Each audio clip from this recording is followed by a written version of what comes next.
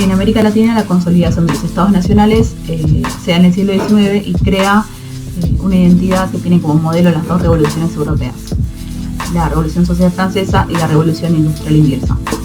Estas son las que definen el perfil social, cultural, político y territorial de América. En el Río de la Plata, en este siglo, se va persiguiendo como la consolidación de un Estado nacional, de una identidad nacional. Y este proceso de construcción se da en tres etapas. La primera etapa es la de la civilidad, que comienza con los principios y la Revolución de Mayo. La segunda etapa es la etapa rosista, en la cual se da el nacional como un ideario federal. Y la etapa de la primera modernidad, que es en la que se fundan las primeras instituciones artísticas. En todo este periodo hay una necesidad de consolidar una representación figurativa de la argentinidad y de la Argentina. La primera etapa, llamada la etapa de la civilidad, comienza con la Revolución de Mayo y el ejemplo que lo marca perfectamente es la construcción de la pirámide de Mayo, que marca es como un hito fundante del panorama artístico local que muestra esa ruptura con los vínculos con España. Y en este momento se comienzan a dar distintas manifestaciones artísticas como retratos de las familias de clase alta, como panteones populares basados en paisajes, en usos, en costumbres, en oficios. Se pintan los trajes típicos y a los héroes como protagonistas de la vida política y militar, que también son difundidos en distintos medios de comunicación. Entonces esta etapa se caracteriza por el costumbrismo y la imagen de los líderes como base del imaginario. Y la segunda etapa es la etapa rosista, que se da a partir de 1929, cuando Juan Manuel de Rosas llega al poder y se hace un uso de la imagen pública como para glorificar la figura de él, así como para recordar y enaltecer personas y acontecimientos. Entonces es una época en la que hay muchos retratos de Rosas que se exhiben en las salas de las casas, en establecimientos, en iglesias, en escuelas, y que también son reproducidos en almanaques, en vajilla, en objetos cotidianos que forman parte de también lo que es la propaganda política. Entonces, un gran ejemplo de esto es la litografía que hizo Bacle, Hipólito Bacle, en 1934, que se llama Peñotones en casa, que describe de manera caricaturesca la costumbre de las señoras de usar peñotones gigantescos. También lo caricaturesco es algo característico de ese momento y que le da identidad a la manera de pintar. Y la tercera etapa, llamada la primera modernidad, se da luego de la caída de Rosas en 1952 y tiene más que ver con el arte que manifiesta la preocupación por la clase obrera, por la clase de trabajadores y por la renovación de una mirada nacional. También se dan las primeras institucionalizaciones artísticas, en la cual hay muchos docentes o mucha influencia europea, y nacen nuevos espacios para exhibir obras, se consolidan las colecciones particulares también, que indican como más circulación y un consumo distinto del arte en ese momento. Un ejemplo de esto es la obra El baño de Prilidiano Pueyrredón, que pinta en 1865 y que muestra a una mujer desnuda, y lo particular es que es una mujer desnuda que no pertenece al contexto mitológico literario, que sería lo que justifique esa desnudez. Durante toda esta etapa se ve la necesidad de consolidar una identidad nacional y una identidad argentina. Entonces el Estado usa este arte para expresar una visión del mundo, un paradigma para terminar de construir esta identidad nacional. En el siglo XX, con la llegada de las vanguardias, hay una tensión entre lo local y lo europeo, y entonces hay una crisis que origina que el hombre se ponga a mirar y a mirarse desde otro lado. En este momento, en el siglo XX, se dan dos tendencias particulares, que una se da de forma pasiva, que es el grupo Nexus, que trata de que nada cambie y seguir pintando lo mismo y fijar ese paradigma tradicional. Está integrado por Faber, por Rossi, por Lynch, y plantea la conciencia política como un elemento indispensable para el desarrollo de este arte nacional. Después está la tendencia activa, que viene de la mano de Malarro, que rompe esa tradición y que en 1903, como dice Burukwa, se da con un nacionalismo original que tiene que ver con lo anarquista y con lo moderno. Propone una pintura nacional a partir de una especie de comunión con la naturaleza del país. Entonces Malarro dirige Días y Figuras, que es una revista en donde él publica caricaturas satirizando al clero, a la milicia, y denunciando las condiciones de pobreza de los inmigrantes. Bueno, la relación que tiene el arte argentino con la construcción del ideal de arte occidental en el siglo XX tiene que ver con una participación más periférica de la construcción de este ideal en el siglo XX. Que esto se da desde la modernidad que traen las vanguardias o los primeros indicios de vanguardia europea que llegan al Río de la Plata a partir de 1920 y después en la posmodernidad a partir de los 80. Eso quiere decir que etiquetan las producciones artísticas con un método parecido al que usaban en otros campos. Y por ejemplo, antes de eso, por ejemplo, en la época hacia el centenario, está el grupo Nexus, que es como más tradicionalista, que no rompe con el modo de representar y tiene una visión europeísta. Y después está, por ejemplo, la que representa Martín Malarro, que tiene una mirada europea, pero es como una mezcla entre lo ajeno y lo propio. Pero ya después, para la segunda década del siglo XX, hay como una apropiación de ese espíritu vanguardista.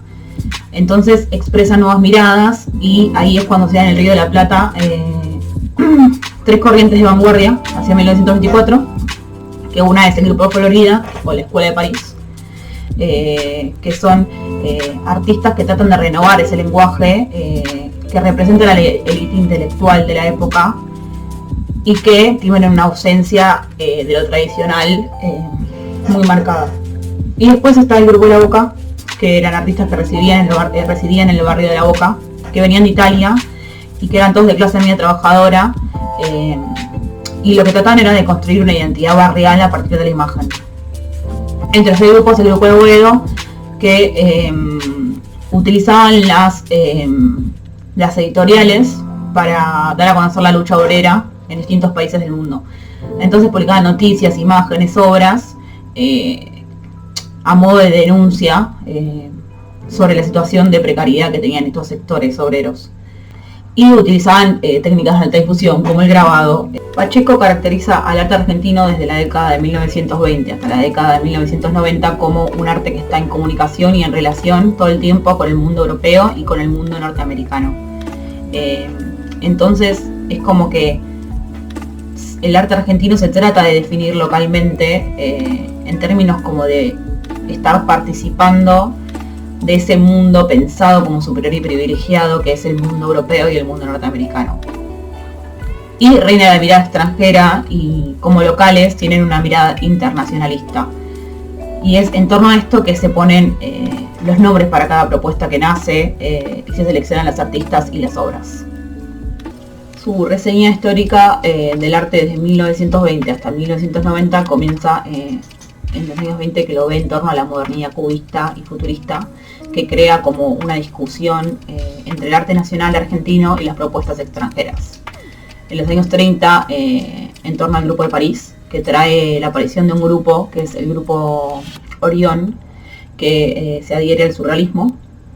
En los 40, con grupos concretos, con arte MADI y perceptismo como vanguardias propias, que aportan nuevas formas. En los años 50, con la abstracción libre, las experiencias neodadaístas, el arte óptico, etc. En los años 60, con el pop, con el minimalismo, con el cinetismo, con la nueva vanguardia política. En los años 70, con el arte conceptual. En los años 80, con distintas versiones de lo que es la transvanguardia. Y en los años 90, con el neo y post relacionados con el pop, con el conceptualismo, con la geometría. Y ahí es cuando el arte latinoamericano se transforma en una mercancía visible para el resto del mundo. Se torna un arte visible internacionalmente.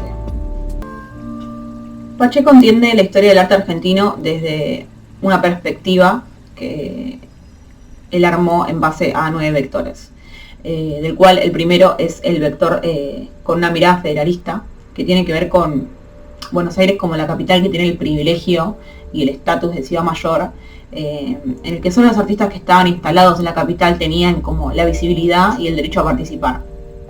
Entonces, todas las manifestaciones artísticas que intentaban o que representaban a las distintas regiones de todo el país tenían importancia cuando estaban producidas en Buenos Aires. El segundo vector tiene que ver con la vanguardia neocriolla o el arte criollo o el concepto de cultura neocriolla que intentaba impulsar el Sur Solar en los años 20, en el cual trataba de definir como una interpretación distinta de la historia y como un campo de encuentro entre las culturas europeas y las culturas americanas. Su principal difusor o interlocutor fue Jorge Luis Borges, y trataba más que nada de una necesidad de crear como una modernidad propia, sin basarse en el modelo directo europeo. El tercer vector se da en 1933, cuando el pintor Antonio Berni trata de crear un nuevo realismo basado en el comienzo del muralismo mexicano y que lo toma como vanguardia propia latinoamericana.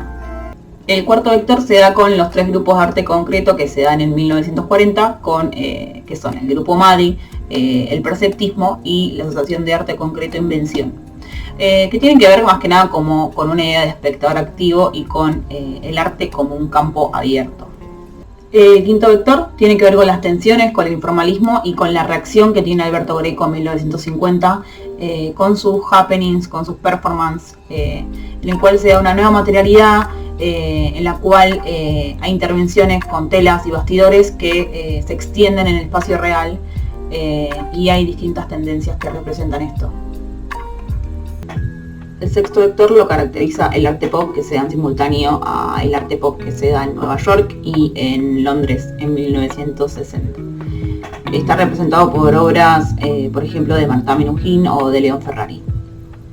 Y es una vanguardia relacionada a un conceptualismo propio que se afianza hacia 1965.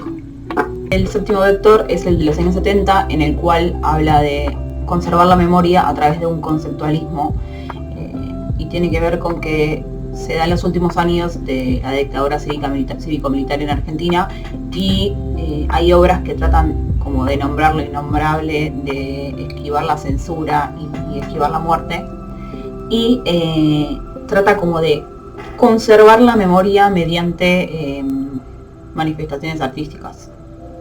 El octavo vector abarca la década de los 80 y de los 90 y tiene que ver con las posvanguardias o la posmodernidad que atraen nuevos debates y por ende nuevos artistas y nuevas técnicas como los revivals, las citas, las apropiaciones. Y en este momento el arte entra en una nueva globalización artística con distintas maneras de difundir, de producir y de circular. El último vector habla de que la historia del arte tuvo 3 cambios importantes en el campo artístico.